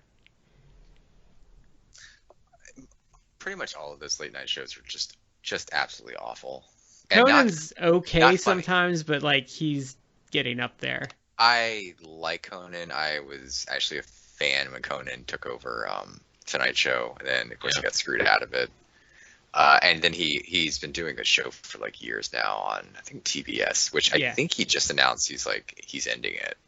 But I mean he is getting up there. Like I'd have to actually look up how old he is. He's probably like he's got to be at least in his 50s. He was writing for The Simpsons in like 92 or 93. Okay, I just looked it up. In a few days he's turning 58. Yeah. And I still think he's very funny and talented. Because he's been like a late night fixture since like 95 or 96. I mean, he's been on a long time. Yeah, I still think he's a really funny guy, but he's probably the only one I would argue is funny in late night, because the late night shows just aren't really good. It's the same way with like Saturday Night Live. Saturday Night Live hasn't been good in a long time. Like, I've never found Fallon funny. I think that was a terrible choice. Like, I see the ads because Matt or Brad, preach, brother, preach. But like, I don't dislike Jimmy Fallon, but I don't find him funny. No, I very actively dislike Jimmy Fallon. Really? I even hated him on SNL. Like, the funniest thing that Family Guy ever did is when they were just ripping on him for cracking up during his own skits. Yeah. That before Family Guy even did that. That's why Jimmy Fallon pissed me off, is because I would be watching, because I was at a time, I was in college around then, the cowbell skit and stuff like that. Like I was getting a kick out of that because that was kind of, I think I was kind of in the demographic on that. But you couldn't, even if you watch the cowbell skit, he can't deliver his line without looking directly at the camera and laughing. And it's like, bitch, be professional. Like, I thought you were supposed to be an actor and comedian. Like, you're up there performing, but instead of doing your lines, you're standing there, giggling like an idiot the first time you're on TV. And you're not fucking David Spade I'm sorry, cracking up at Chris Farley as Matt Foley talking about a van down by the river. Like, right, it's not funny enough for you to get away with it. Well, yeah, you're not breaking because someone you're up there is doing something that funny. You're in like, the cowbell skit's the best one I can come up with. Is everybody else is like holding it together fine. There's no one who's seems to in that moment. No one's fighting that hard to not laugh. But then Fallon's acting like a giggly little bitch in that moment and can't hold it together. It's like, no. I'm not letting you off for that. You're not. Look, you've got to. What was the Family Guy joke? Who was it that was allowed to do that because they earned it? Was it Carol Channing or something? I think so. Like, Carol Channing can do it because she earned it. You don't get to do that. But he did that from the time he got on there, and it just pissed me off every time. And so I never thought he was funny. And then there's Stephen Colbert's show, because my wife watches some of those CBS procedurals, and they'll always have like an ad for he's having on that night. I'm just like, who wants to watch a show where like half of the guests are like political hacks? Like, why do you want to watch that shit? That's like what the fucking news is for. There, I don't want to watch that. There are no like funny politicians. There's no like relatable, cool politicians. There and really they can't isn't. roll with anything because, oh my god, No, because everything's so like, yeah. What if they show an ounce of personality, like the world might end? Well, you remember John McCain was on the Daily Show at one point, and he was the presumptive nominee at that. Like, so do you know who your running mate's going to be? And he goes, oh yeah. He goes, are you going to tell me? He goes, well, I'll tell you. I can't tell everybody else. No, oh sure, I won't tell anybody. And John Stewart leans over, and John McCain leans in. He goes, it's Dwight Schrute. Like, you know, he's having a good time. Him and Bob Dole seemed to be the ones that, like, they'd go on the Daily Show and they'd have a good time and they'd crack and they'd talk with you and that sort of stuff. Well, Bob Dole seemed to enjoy the Norm Macdonald Bob Dole, which I still laugh at that. Yeah. But you know, everyone is so afraid of stepping on a landmine now, which I don't know. But it's just I don't know how you have a proper couch for all those people with the massive sticks up their asses. Like, I don't know how that works. And You've got a slot in it that they can just slide into. But like Stephen Colbert, like I never enjoyed his Comedy Central show, but he did have a sense of humor at some point, and that seems completely gone. Which is, I will give them credit. Like, I liked when him, Jon Stewart, and Conan had that like giant like backstage like Three Stooges-esque brawl over something. I don't remember what it was though. I'd have to go look that up. And you know, it's fucking ridiculous because Conan's like 1.5 feet taller than either of them. Yeah, Conan O'Brien's like he's my height. He's 6'4", I think. Yeah, because he's an inch taller than me. When he was on Futurama, he's like, "Hey, I might have lost my freakishly long legs in the war." Yeah. But yeah, I don't know who watches that crap anymore. Like, I never was a fan of Leno, and I thought Letterman was pretty unwatchable by the end. But like, I would still take them over what Leno what's out there now. Inoffensive. I used to watch a lot of Leno back in the day, but that you're talking about like 15, 20 years ago. Yeah, that Leno is what my parents preferred, and if I had the good fortune to be able to be up late enough with the TV on, that's what it was going to be. All right, fair enough. And like, no big deal. But what I miss is like when Letterman was at his height, or like the early days, like when it was like Conan and Andy, like just the weird shit they would do. Are you referring to things like Shoeverine? Or like like Pimp Bot and like having, Jonathan Harrison on and having him insult Pimp Bot, or like the masturbating bear. Okay, or just like the weird shit they would get up to. My favorite late night host was always Craig Ferguson. I didn't care much for him. I like Craig Ferguson a lot. But I don't know why. The only thing I can figure is Jimmy Fallon's got pictures of somebody doing something with somebody, at the network, and that's why they keep him around and they keep him in such prominent spots. It's actually funny. The new Pinky and the Brain show just savaged the shit out of Seth Meyers. Oh, did they? For his, like, they were like talking about like what a smug douche he was. Like, I mean, they were, when they're like lightheartedly poking at someone, and then when they get the club and they're really taken out, like, oh yeah, whenever they just kind of cut loose. Yeah, when they like, like when you could tell South Park didn't like Barbra Streisand versus like a lot of their other targets, like that's what that Pinky and the Brain segment was. Okay. Really getting after him. Anyway, Peacock. So I'm curious if this is just they're gonna knock that stuff out, but I kind of have a feeling that this is just gonna slowly like become more and more stuff over time. Yeah, probably. And I actually was going back and forth with this with some people online recently.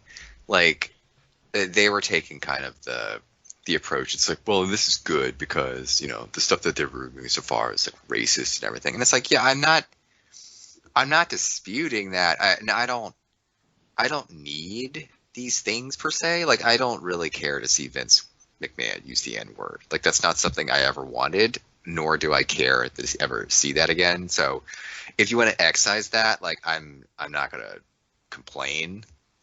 And the whole WrestleMania 6 thing, I'm a little bit more apprehensive about that, because it's like you're removing the entire match. Like, so then you're really kind of diving into content. But I guess the general problem I have is, like, we live in a society that, unfortunately, from day to day, the societal norms can change. So what might be perfectly fine and acceptable today, like, may not be tomorrow. So what are you going to do? You're going to start just, like, hacking away at content, not even just WWE, but, like, in general content. Well, like, but and just memory hole it because it's now problematic. It's like, I agree with you, Brad, that to me, the appropriate thing to do is just like, okay, look, just throw a warning, throw a trigger warning if you want to up on it and be like, this is some outdated thinking. Just keep that in mind. Here you go. That's what Disney does. Yes. But you know what? Disney hasn't released Song of the South ever since it that's first never going to came see out. the light of day ever again. Well, yeah. That's been gone since the 80s. But no, Yeah. but like, but those people that are like, oh well, I want this, but like the winds of time can change. Like, do you really want some? Do you want like some 10 years from now, some fundamentalist, like, conservative Christian who doesn't like gay people, like, coming into power and ordering the censors, like, wipe out, like, anything even remotely, like, LGBTQ friendly from, like, all of the content on the platform? Like, are you fine with that? Because, you know, that could happen. Because, you know, people can swing both ways. Yeah, because people are always like, oh, you can't use the slippery slope, and it's like, yes, but the slippery slope always fucking happens. Yeah. It's the slippery slope itself is not the fallacy. Yeah, because when you unilaterally give people those powers, like, the problem is when you're like fine because you agree with it is, well, the problem is someone you might disagree with or who has bad motives then has access to those powers, you're going to regret it. So you kind of... Yes, and then when the people down the road, people complain about that, it's like, oh, well, why is this happening? It's like, guys, that is how the slippery slope actually works. Yeah. Like, it's a slippery slope. Things can progress, and they can progress in ways that you weren't anticipating and maybe don't want down the road. Like, I know I've kind of laughed at him for it, but Chris, like our friend Chris DiPetrillo, he has been a big proponent, and he has been for years, for actually owning the media you enjoy in some sort of hard copy. If it's not like an official DVD that you've bought, maybe it's something that you have recorded off TV, you've burned it to a DVD yourself, you have the video file that you now can, you burn to like a hard drive or something. Like, he's a big proponent of that because he kind of has seen like, well, this can go away. And yeah, I mean, I laughed at him at the time because it's also like, well, what are you going to do? You're going to store all this stuff? You're going to keep, because I've been into the mindset where a lot of, at least like the movies, the TV shows, stuff like that, like I don't buy movies anymore. I might watch them on demand or whatever. They kind of got me back to buying again because the price structure, if you you can't find it on streaming, it's so terrible that half the time if you just put it on a wish list on Amazon on Blu-ray, you'll get it for minus under $15. So it got me buying Blu-rays again. But also I got tired of getting jerked around of a movie I wanted to see being on a service, and then 2 days later when I want to go watch it, it's gone again, and it's either paywalled behind a different service that wants money, or it's just not available anymore, or someone gets a bug up their ass and suddenly, oh well, you can't get it on any streaming platform because we're all pissy with each other now. And that's what happened with the old Top Gear that had Clarkson, May, and Hammond on it. Is it used to be on Amazon Prime? My oldest kid, when was real little, that was the thing. Like, having a bad day, screaming, crying. It's like, all right, let's watch some Top Gear, and all of a sudden, like, all the troubles melt away. Loved the cars and that sort of stuff. Then it's not on Prime anymore. And I go looking around, guess what? It's not on any service because the BBC's still pissed off at Jeremy Clarkson And it's like, well, I still liked the show. I still wanted to watch it. It's like, no, it's too bad. You don't get it. And it's funny, this comes around full circle, like you mentioned, because they, we've got, it's on something that's on one service and then it's gone paywall behind the other.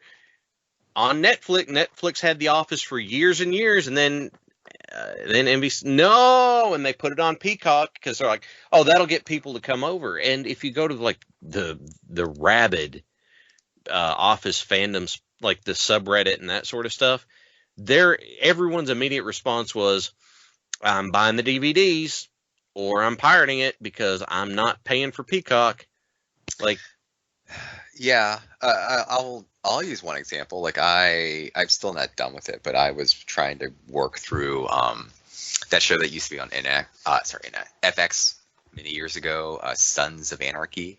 Mm-hmm. And God.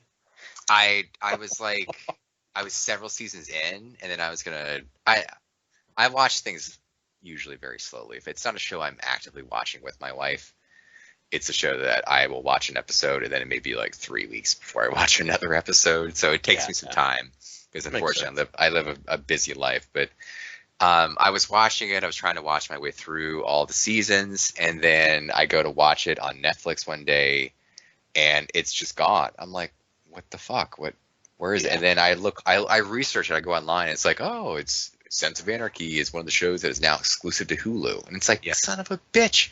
At the time, I did not have a Hulu account, but that's just like that's a minor example. It's like, that's a great point that you have these different like companies, streaming services, just in competition with each other. Mm-hmm. That it's like, well, shit, like maybe the show that I really like is no longer on this one service. So if I want to watch it, my choices are either to sign up for that service or just buy it on actual like hard copy media or pirate it or pirate it. But I don't even have time to be going and like pirating online these days. It's probably easier for me to just buy it. And I kind of, what I do on some of the out of print stuff on DVD is, especially I can't get it on a streaming service, is there are guys on eBay that for like $7 or $8 will toss that on a DVD, like laser print the cover of the original DVD on there and just ship you the disc. I did that for a kaiju movie, the one with the giant octopus, Space Amoeba. I did that for Space Amoeba and what's the other one? It's the one with the giant eye like in the fog. It's really old. MST3K did it's like the first episode of MST3K did it. I don't remember what it's called now. But yeah, so I do that sometimes if it's out of print because, hey, we won't provide it on DVD, but fuck you if you actually want to watch this somewhere. God, I'm going to lose my train of thought. The piracy rates for stuff actually went down when there were just a few streaming services because people would just use the service, and now they're going back up. They are for video games too because of all the dumb crap that video game companies are doing, like the always online single player and the DRM and like the weird like anti-consumer things they're doing. Like video game piracy's gone back up. It's funny. The most downvoted post ever on Reddit was from EA Games about Star Wars Battlefield, because they were like, "Hey, why are you paywalling like Luke Skywalker or something like that?" And well, their statement was something effective. We want the people who play our games to have a sense of accomplishment when they finally unlock that. So someone did the math. It's like if you were going to have the sense of an accomplishment to unlock Luke Skywalker or Darth Vader, either one, purely through gameplay. We're not talking no like paying real money for anything. It would take you 10,000 hours of gameplay. No, that was everyone. The actual time to get Luke Skywalker or Darth Vader was still ridiculous, but it was 40 hours. Okay, so I have to sit here and play this game for the equivalent of a full work week just to play as one of the heroes that I might want to play as. and they were slinging that as a selling point. And it's like, good job, way to be tone deaf. You know, no one's gonna buy this now, and they tried to backpedal and it didn't work. I think you can actually. I think they just have all those people unlocked now. But you know, speaking of the slippery slope, though, the video game industry is a great example of the slippery slope of how they just incrementally try to erode your ownership rights. Yeah. To video games. Yeah. Just generally, I kind of have I've kind of come around to like Chris's way of thinking, at least for two things. One, for like TV shows that I enjoy. I have a pretty good collection of a lot of TV shows that I don't have probably near as much as I should, but definitely like a lot of old cartoons that I really enjoyed, or like science fiction or fantasy shows that I enjoyed. I have a lot of stuff on DVD. And the other thing is actually just like deep wrestling content. Mm-hmm. We mentioned on Tim's show on YouTube, Open Airlock Policy. Like I have a lot of actually wrestling DVDs, especially from like smaller promotions or indie promotions, Japanese stuff. And that stuff is actually pretty easy to get. Through tape traders or other services. He follows us on Twitter. We follow him, IVP Videos. I know I've ordered a lot from him. I've ordered a lot from him recently. Like, that's a dude who, he has a Patreon that if you sign up for the Patreon, it's like $5 a month. And you get equivalent of like at least, I want to say almost probably like a couple dozen DVDs. That he just provides like links for the video files that you can download. His monthly boxes are worth it too, because you usually pay like, for the smaller ones you pay like $14. I think for the bigger ones it's $20, and you usually get, I think, a Blu-ray and maybe 5 or 6 accompanying DVDs of some sort. And I mean, you might not like everything you get in there, but like he's really good at popping something weird in there that you're kind of like, ooh, I want to see what's on this. Yeah, and again, that's one example. He has his own website that he sells stuff, wrestling shows, and if you go on there, you can choose to get it in hard copy form, which I do. But otherwise, you can just pay him to actually. I think it's cheaper. You can pay him just to download the ISO files, in which you can either just save them to your computer or hard drive or DVD, something where you can actually have that on like some sort of, it's digital of course, but you could have some sort of copy of that where it's not subject to a streaming service that could decide overnight to get rid of it or remove it. Or something like I used to enjoy, like NWA Anarchy. A lot of that footage is not out there. Like I've been getting it on DVD over the years, but do you know what I have to do to get it? I have to literally email Bill Behrens and say, hey, can you get me these shows? How much is it? And he gets back to me and then mails them to me. But I literally have to email Bill Behrens and say, hey, I want these episodes of your promotion from like 15 years ago. Can you get me these shows? And I have to tell, like, I have to look up results of his promotion to tell him what I want. That's how ridiculous it is. But I mean, what else am I supposed to do? Because they put it online, but like there was no service that saved it, and they haven't put it back on. So I had to figure out how to get the stuff I wanted to see. Right.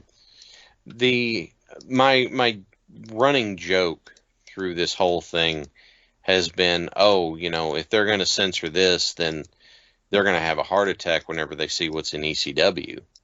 But they just won't put that online. I think a lot of that old stuff that disappeared is not coming back like they said they would. Like, I don't see why they're going to be in any rush to put Mid-South or like Mid-Atlantic or, stuff that's not going to be high priority.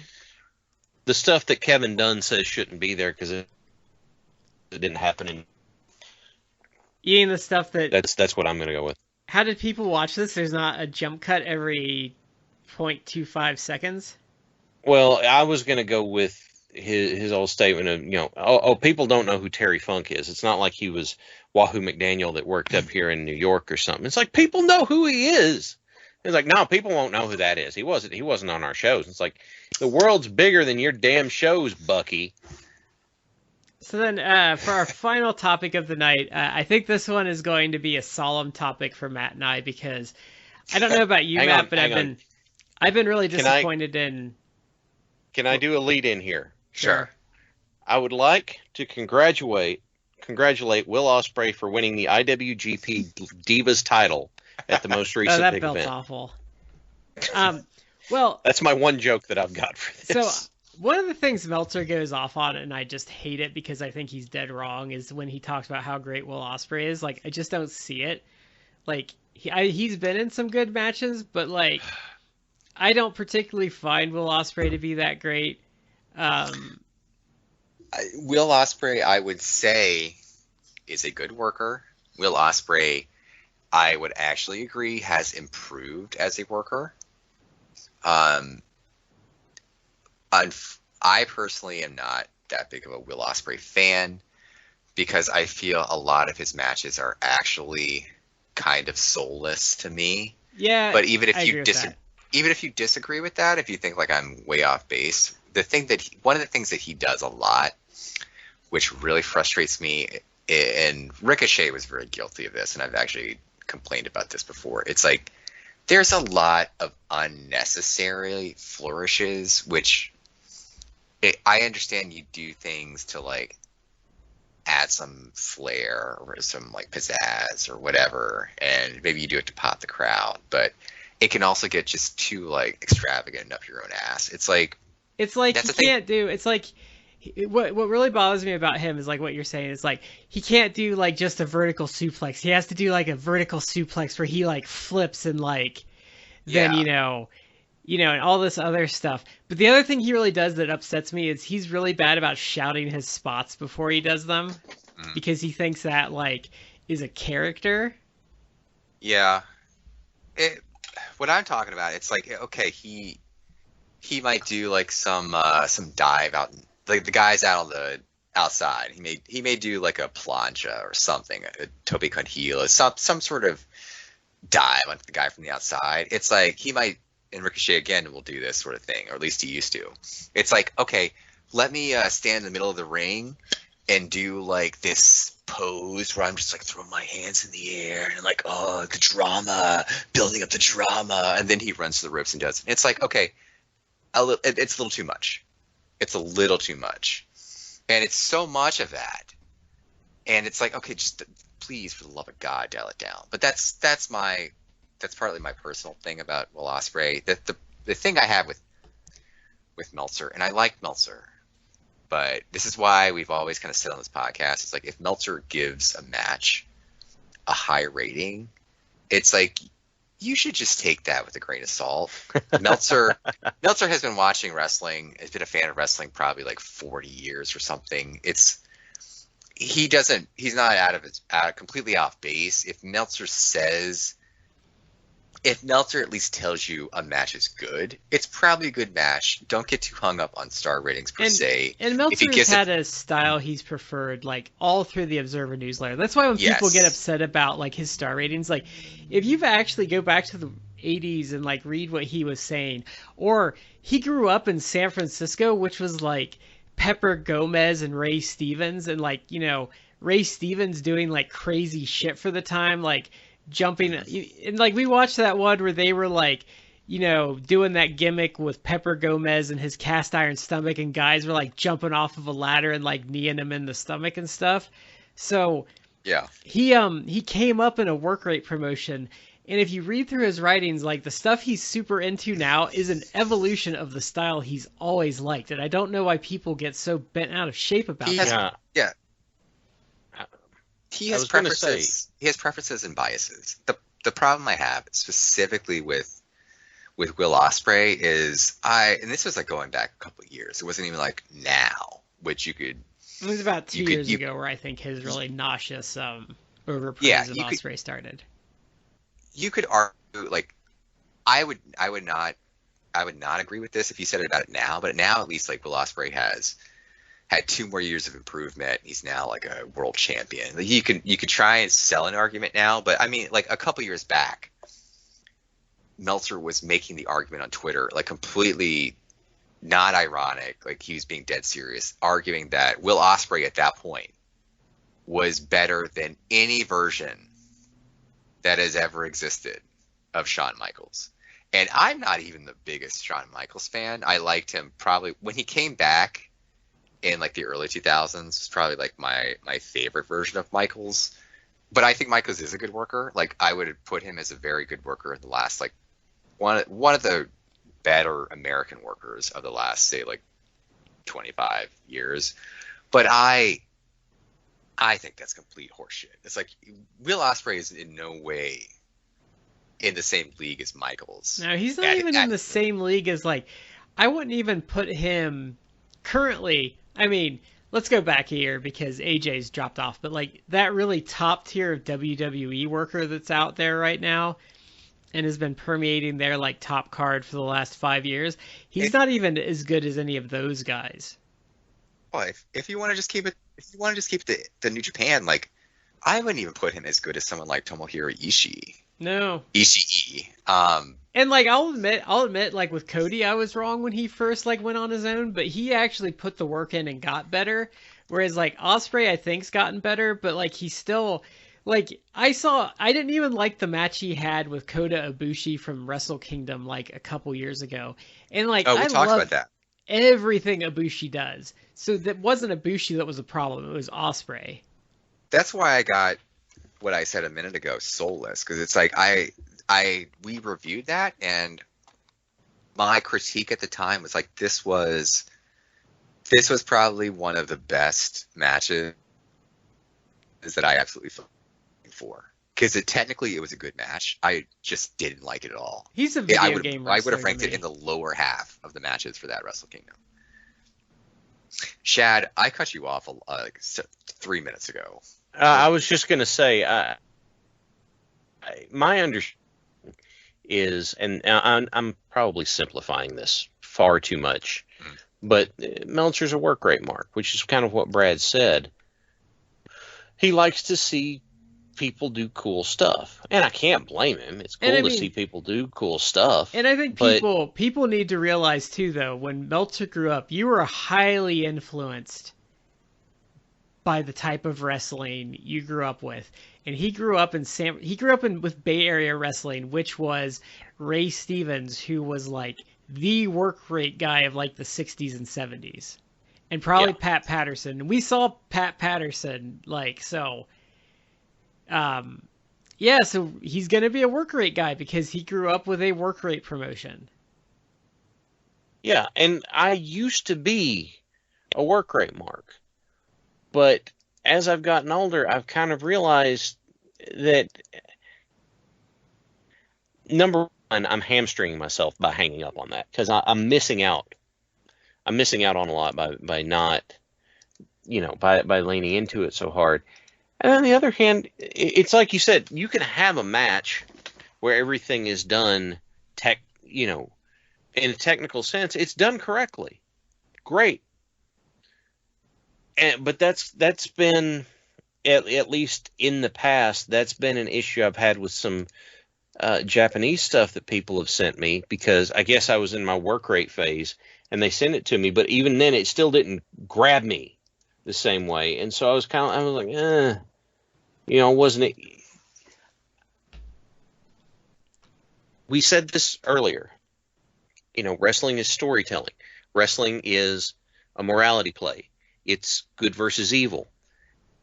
Just because, if all I get out of a match is everybody does cool stuff, okay, fine, but I'm not invested. And if I'm not invested in a match, I don't give it a high rating. I know we don't talk about ratings much, but it's not going to be one of my favorites because I'm not invested. I don't care. And it sounds like Ospreay. I'm going to struggle for the term I'm looking for here, and I'm going to apologize for that. A lot of those British strong style guys, I find, as a general rule, to be mostly overrated, and they do not connect with me very well. Because you're talking about Zack Sabre Jr., who I think is the best of that crew. and has the most potential. But then like Will Ospreay, Marty Scurll, Pete Dunne, those guys. Pete Dunne, sorry. I haven't. I'm going to be real honest with you. I just haven't seen enough of them to get a grasp for. My life's busy too now. I've watched a lot, and like they were getting a lot of hype, and I don't know. There's just something that doesn't connect with me. But I think where my struggle with the Ospreay winning this world title is one thing. I was really skeptical at first when they did this unification thing, and they like stripped Ibushi of of both belts, and they're going to do this world title thing. And I think Matt and I both kind of had a similar reaction of, well, I'm going to give him a chance, but I'm not liking this. I felt like the whole like holding both belts things kind of got overplayed, but when they were like, okay, let's unify it, I was like, oh, okay, fine. But then the design of the belt was god awful. But it's terrible. It's terrible. Like Shad's joke about it being the Divas Championship. That's not off base. It looks like the Divas WWE Divas Championship, and it doesn't have any heft to it. No, it's a old, small looking belt. Yeah, the old IWGP title, literally the one they just retired, looks so much better. We've talked about how that to me, of all like the major wrestling promotions, like that looks like a real title, like an actual prize that you would want to fight for. I think you ranked it right up there with Big Gold as your like. My Big Gold is obviously my favorite of all time, but if you're talking about actual like current championships that people are defending, like it was probably number one. AEW is a close second. But the words I was looking for, and I'm not going to do this right, but it sounds to me like Will Ospreay is in this super indie work rate mindset where it's like in my matches so people like to see it, and it's like, hey, you do cool stuff. It's like eating a donut. Eating a donut's great. It tastes great while you're eating it, but then after you're done, it's not like you sit back and you feel satisfied because you ate a donut. You're like, oh, that was good, and then you go on to the next thing. Or you go back for another donut because, that's what you got. Is like, oh, I had a donut and that was nice, but it doesn't stick. Does that make sense? Yes. Putting Will Ospreay to a donut. This is gonna. Well, this is gonna be the thing that blows up on me. My problem with it is I don't like when companies screw with long-running lineages to their titles, because now they have this belt, no one's held it. Like, so why do I care? Like, okay, you want a world title, but like the IWGP title, everyone kind of just considered that a world title. Mm-hmm. And now you have a belt that doesn't mean anything. And like, if you want to get rid of the Intercontinental title, that's fine, but like, why didn't you get rid of like I don't know. New Japan has done some things I've doubted before, and they usually always prove me wrong, but this is like the first time in a long time that they did something, and then the way they've gone with it has not been, they haven't proven me wrong yet, is what I'm saying, I guess. And maybe Ospreay's going to be like a quickie, like one and done thing, but I don't know. I'm not digging what they've been selling for the last couple of months, I should say. I guess the thing that frustrates me is like, I personally was excited about Ibushi becoming champion. Yes, exactly. I felt it was at least a year, maybe longer than that overdue. So you put the title on him, and I mean, I get that it's a pandemic. Like, it's still weird, like doing shows. You're not doing as many shows. Maybe you can't really have a lot of people in the stands, whatever. But it's like you honestly, like, you didn't have him win one defense of the title. Like, this was his first defensive title, and he lost it. And it bothers me. Like, you can't give him one? Yeah, it sounds like it's we're giving you we're giving you a title reign because well, you've been here a while and you've done a lot of work, so we're going to give that to you, but it's not going to. and it's not We're even not giving like it to Osprey you. had like really did much in the heavyweight division. That's what really confuses me with it. It's like he's mostly been a junior over there.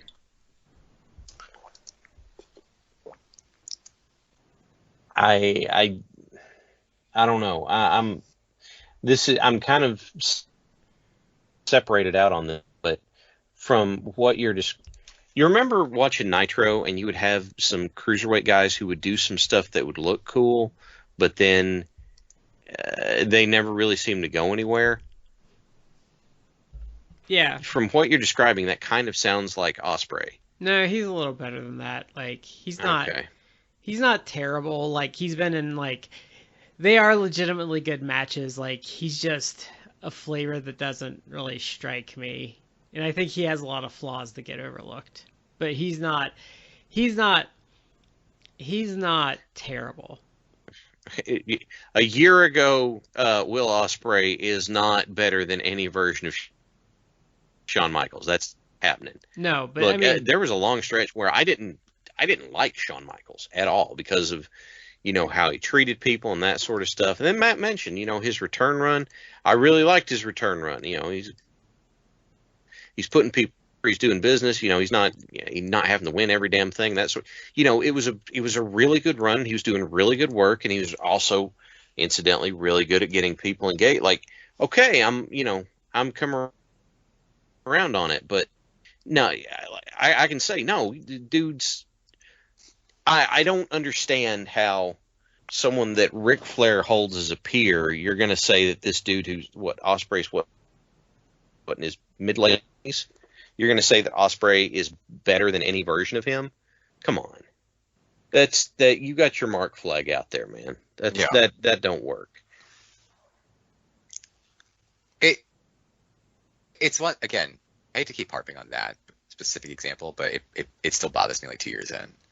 If you want to make the argument, it's like, well, I think he's as good as any of these guys, like Shawn Michaels back in the day. That's debatable, but it's at least something that people could maybe get behind, where it's like, I think he's as good as some of the best people in the last like 25 years. But to be like, oh no, he's better. It's like, what has he done to prove that? Like, not to like Kevin Nash, but it's like, what? Because he did a lot of flippy shit. Vanilla Midget doing a bunch of fucking flips. Come on. I never would have expected that to come around in prominence the same way. Look, you gonna put him? It's just, come on, man. It's a fucking work. Come on. It's a fucking work. He's the Vanilla Midget. He's just go out there and does a bunch of flips, makes a pose to the crowd. Like, what are you gonna do? I think I would be less rankled by it if they had actually kind of been building to Ospreay, but like I said, like he really hasn't done a lot in the heavyweight division, so it was really like kind of out of left field, in my opinion. But what do I know? I'm gonna jump on Matt's tangent for a second.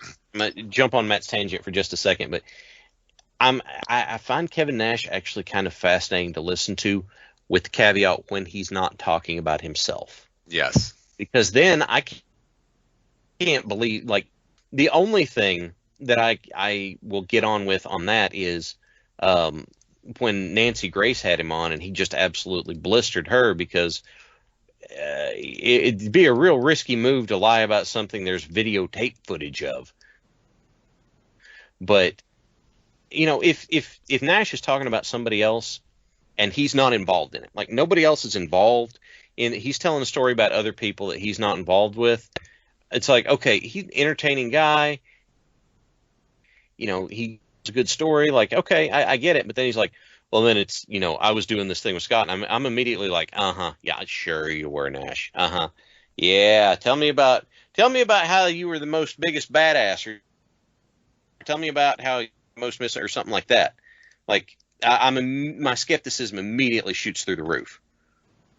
It's a weird dichotomy to be in You know, where it's like there's a toggle switch that goes back and forth about it.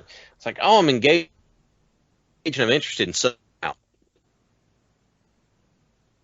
Sorry, tangent. Well, I think we're gonna close it up shop for this one this week, just because it's getting late on our end. But yeah, so that's kind of like the current events right now. Maybe is Mania this weekend? Yes.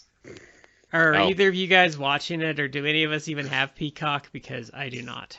I don't even have access to watch it anymore. Yeah, I no longer have access because my WWE Network subscription ended when they switched everything over to Peacock on Sunday, and I have not signed up for Peacock.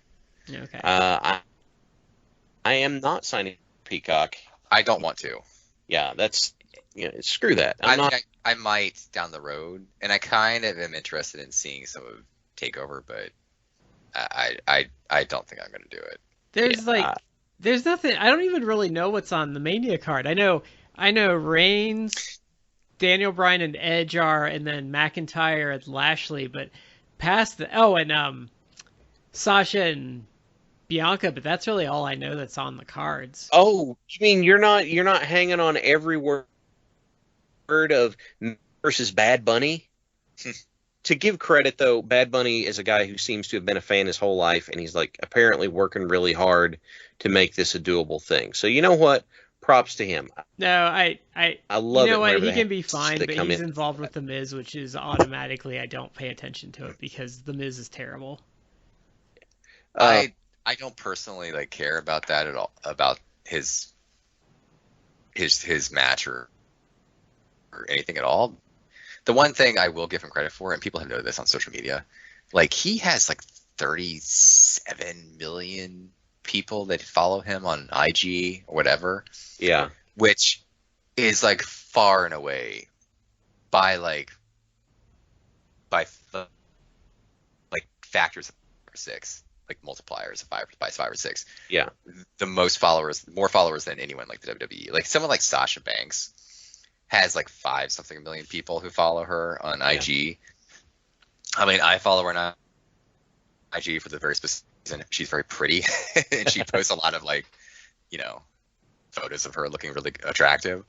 And she only has 5 million people. Bad Bunny has 6 times that, maybe 7 times that. It's he actually is a much bigger star, arguably, than anyone who's on WrestleMania, including the main event matches. And so, he's got all of that, and he's showing up to do a match because he wants to. I mean, if I was a lifelong fan and all of a sudden I had the opportunity to work a match at Mania, hell, I would do it. That's what I'm saying. I can respect that. I can definitely respect. It's like that SummerSlam years back with Stephen Amell. It wasn't just that Amell was in a match. It was Amell trained really hard, showed up for this match, and then took the heat. He had a good match. Yeah, he did. He did a good job. I respect the hell out of that. But, I think the problem with this one is that Bad Bunny is more over and more compelling and selling more merch than their regular stars. I think is where the problem currently is. Not that he's having a match, that they have so neutered their entire roster that he's over. Hands down. This is a month or two ago, but they put out merch for him on the WWE Shop Zone. I want to say he had 3 or 4 different shirts, and his shirts were literally in the top 5. They were if he had 3 shirts, they were 3 out of the 5 of the top 5 spots were his shirts. He far and away made more money than anyone else. And that's kind of an indictment of your actual current product and your stuff. But I will give him credit. I full props to Bad Bunny. That happened. Because he's already a celebrity. He's already he has money. He announced that he was donating all of his proceeds to I think to charity. I forget. It was a specific charity, but I forgot. But yeah, I mean, he did the cool thing. It's like, I'm a celebrity, like I got money, like I'm gonna use his profits to help other people out, which is to me very respectable. I commend him for that. Also, my wife sent this to me earlier. Apparently, they use lax for match. Two for big ratio here, and all that's is 3 concerts. You know, allow me to make the world's most high roll here. I hate that, but We should I try don't next know. week and top strangest like WrestleMania guest they've ever had. Who was the dude Popper went after with the fire extinguisher? Oh, that was Morton Phil Downey Jr.? Donahue. No, Morton Downey Jr. Oh yeah, Morton Downey Jr. Sorry, yeah. Okay, that still knowing full well that this is a work and that sort of stuff, that still cracks me the hell up to this day. That was Like, a you big know, comeback from Hollywood at the time, I think. was it? Yeah. Okay. It still to this day just absolutely cracks me up. But all right, well, everybody, thank you for being with us for this episode. We appreciate you tuning in. We would love to hear from you on social media, all of our social media platforms, and over on YouTube. Give us a subscribe and a thumbs up. That would engagement is what really drives the algorithm over on YouTube. So like, comment, subscribe, all that stuff will make us more visible and that sort of thing. And so this is Shad with Matt and Brad. We've been 3 Corners. You're in the 4th, and we will see you next time.